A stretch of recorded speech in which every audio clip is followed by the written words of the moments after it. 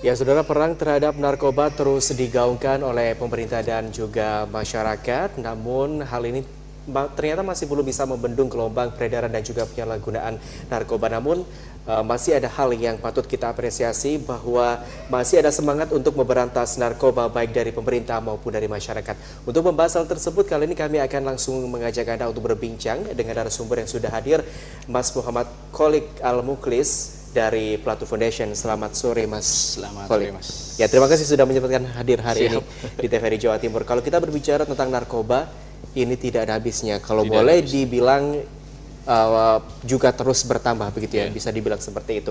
Kalau dari Mas Kholik sendiri melihatnya sebagai orang yang juga terjun melihat begitu ya, apakah memang tren ini terus meningkat dari tahun ke tahun? Iya.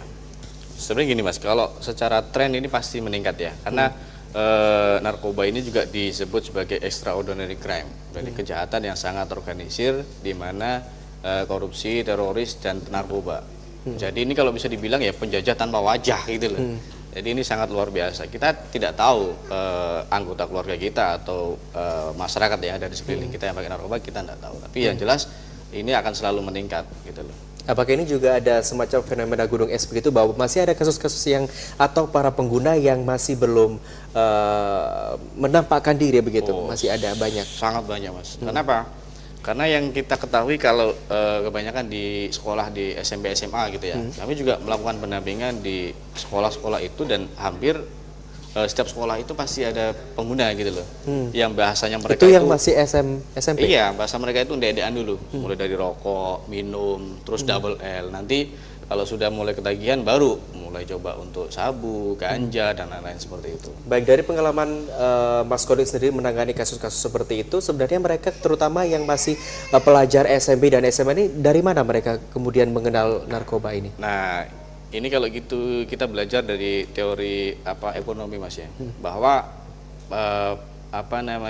pengedar atau kurir itu melihat anak sekolah itu adalah mesin ATM, karena pasti mereka itu kan punya uang saku. Nah, dari uang saku itulah mereka ekonominya bermain gitu loh. Jadi makanya yang dijual itu bahasanya anak-anak pecandu itu ndek-ndekan, yaitu double L itu, atau pil koplo itu loh. Karena per butir kan cuma 1.000.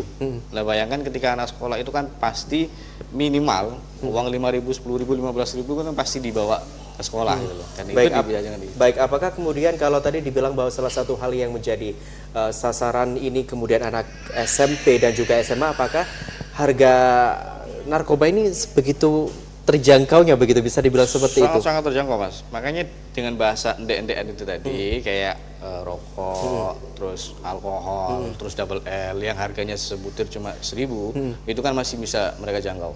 Tapi kalau nanti sudah kecanduannya makin parah, maka dia akan cari yang lebih tinggi. Karena narkoba ini kan yang diserang kan sistem secara pusat. Jadi otaknya yang diserang. Ketika sudah diserang, maka rasa ingin untuk mencoba dengan hal yang baru itu pasti ada. Nah, kalau sudah nanti masuknya ke pemakaian narkotika golongan 1 kayak sabu, putau, ganja, nah disitulah baru efek dari kecanduan itu bisa terasa. Gitu. Baik, kita melihat bahwa sekarang juga perang terhadap narkoba terus digaungkan begitu baik oleh pemerintah dan juga beberapa LSM. Kalau Mas Kholik sendiri melihat kenapa kemudian upaya yang dilakukan ini masih belum, ternyata tidak bisa membendung sebegitu besarnya gelombang peredaran narkoba dan juga penyalahgunaan ini? Karena tingkat kesadaran dari kita sendiri juga sangat kurang ya. Apalagi di masyarakat Indonesia sendiri, ini kalau bisa dibilang ini sudah perang dunia, Mas.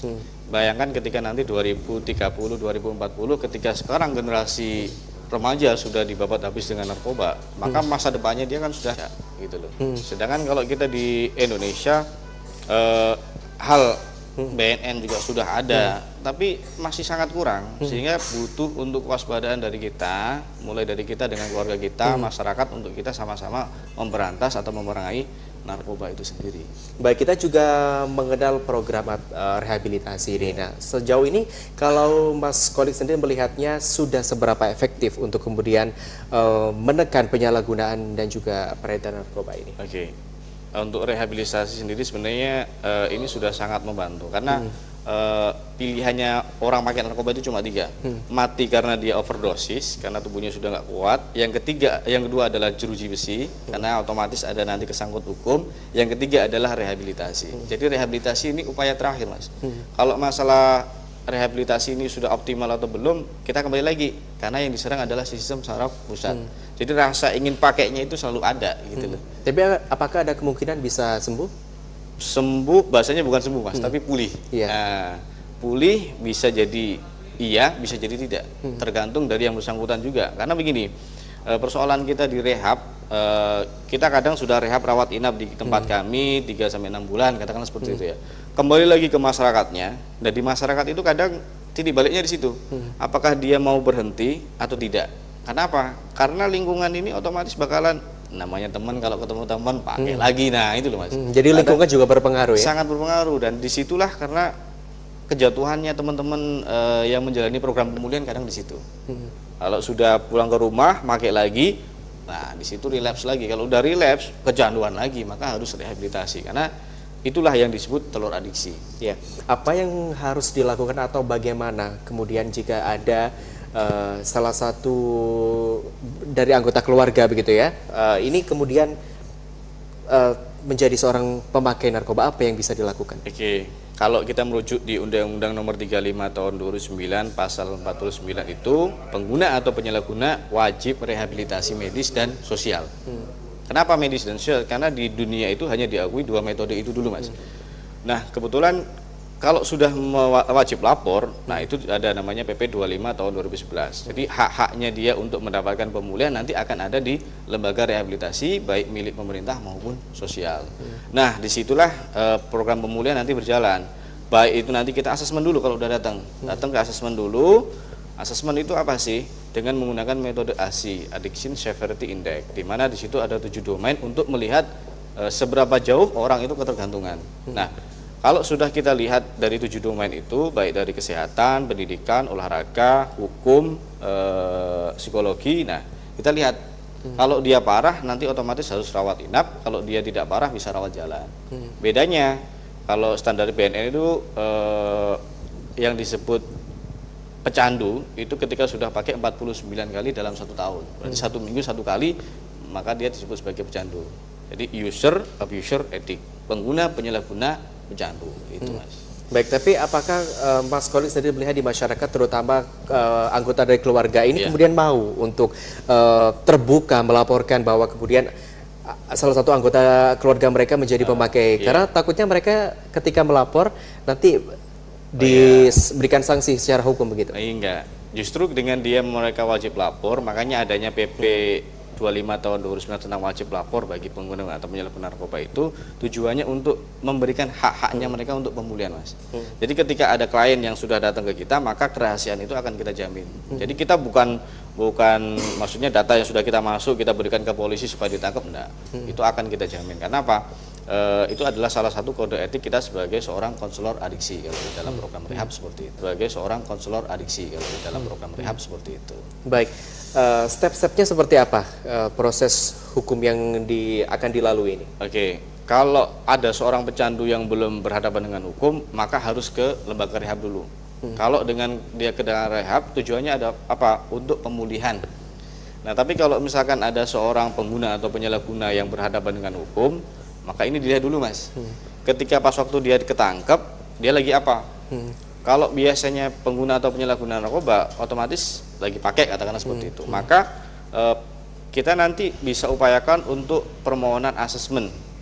Permohonan asesmen kepada tim TAT, namanya tim asesmen terpadu, ke BNNK Kota Surabaya, kalau di sini, atau di provinsi. Di situ tujuannya apa? Untuk nanti di dalam BAP di kepolisian itu dikasih keterangan bahwa kepemilikan narkotika itu adalah bukan ada maksud untuk menjual belikan narkotika, bukan masuk ke peredaran, tapi mereka murni sebagai kepemilikan untuk dikonsumsi sendiri, Mas.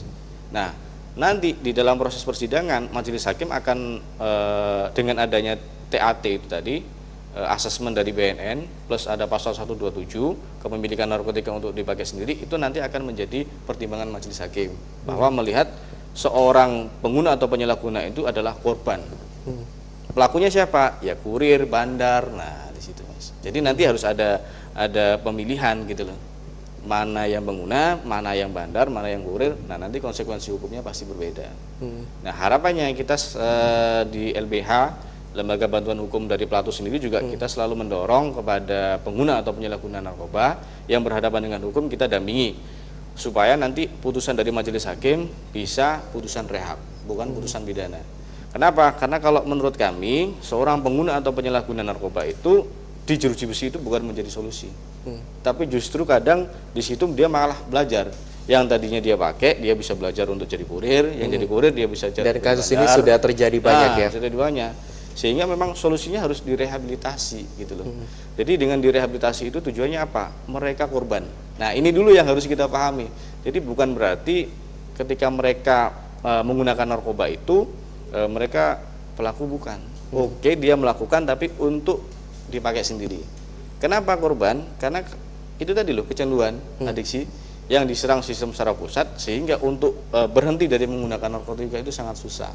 Jadi mereka korban dan harus diselamatkan untuk direhabilitasi, mestinya begitu, Mas. Ya. Butuh berapa lama, Mas, untuk kemudian seorang pecandu ini bisa kembali pulih? Sebenarnya kalau ngomong pemulihan ini recovery is long journey ya. Recovery itu waktu yang panjang, dan bahkan recovery itu, pemulihan itu adalah seumur hidup. Ketika mereka sudah berhenti pakai atau ketika mereka sudah pakai lagi, otomatis dia jatuh lagi. Nah, untuk berapa lama program pemulihan ini tergantung dari derajat keparahannya klien kita. Kalau dirawat jalan itu biasanya kita 3 bulan, Mas. Tapi kalau dirawat inap bisa 3 sampai 6 bulan begitu. Baik, melihat dasarnya tadi ketika seorang sudah kecanduan, maka mereka harus berkomitmen ketika mau pulih harus mau direhabilitasi seumur hidup begitu ya, agar tidak kembali lagi. Nah, ini kan tentunya juga membutuhkan dukungan dari lingkungan sekitar mereka, terutama keluarga. Bagaimana, apa yang kemudian ingin Mas Kolik sampaikan terutama kepada mereka yang anggota keluarganya menjadi pecandu ini? Jadi begini ya, kalau kita ngomong pemulihan, kita tidak hanya sebatas menangani seorang pengguna atau penyalahguna narkoba atau klien yang menjalani rehab, tidak. Klien itu juga kita tangani secara profesional, baik rawat inap maupun rawat jalan, melalui terapi konseling, psikoedukasi. Mereka kita kasih tahu informasi yang betul terkait dengan narkoba itu bagaimana. Nah, itu keluarga juga kita kasih namanya program FSG, Mas, Family Support Group. Family Support Group ini terkadang kita kumpulkan keluarga jadi satu untuk kita kasihkan edukasi yang betul. Bagaimana sih cara menanggulangi atau istilahnya melakukan pendekatan kepada seorang anggota keluarga yang, nah, dari situ kita juga ada lagi namanya program home visit. Kita kunjungi keluarganya dia di rumah, lingkungannya dia. Nah, di situ kita proses untuk pemulihan baik pecandu maupun keluarga dari korban serta masyarakatnya di situ. Karena ini kalau kita sudah ngomong pecandu, kadang keluarga ini beda-beda, Mas. Ada keluarga yang pengen kayak itu, kayak kita naruh motor di bengkel lah.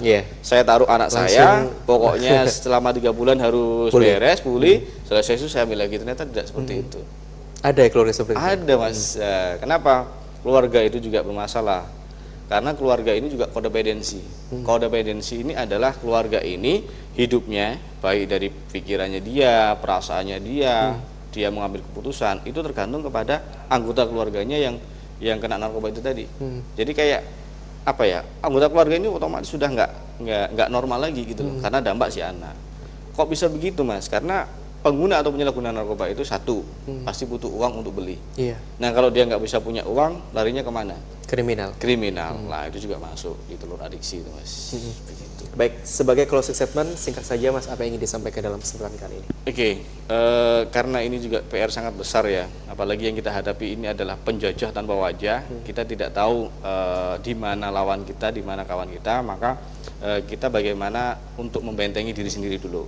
Yang kedua adalah kepada keluarga, Mas, karena pendekatan kepada keluarga ini juga sangat penting. Apalagi sekarang ini sangat banyak banget orang tua yang terkadang dengan anak ini juga sangat jauh ya. Nah, bagaimana kita sebagai orang tua itu bisa menjadi teman? Itu sangat susah, Mas. Kalau dulu zaman saya orang tua masih kita hormati, tapi kalau sekarang orang tua harus bisa jadi teman. Yang kedua adalah ketika ada pengguna atau penyalahguna narkoba, segera hubungi tempat-tempat IPWL, institusi penerima wajib lapor atau BNN, supaya segera ditangani, Mas. Baik Mas Kolik, terima kasih baik sudah hadir hari ini. Semoga apa yang kita berbincangkan bisa bermanfaat. Dan saudara, informasi lainnya akan kami hadirkan setelah kumandang adzan maghrib untuk wilayah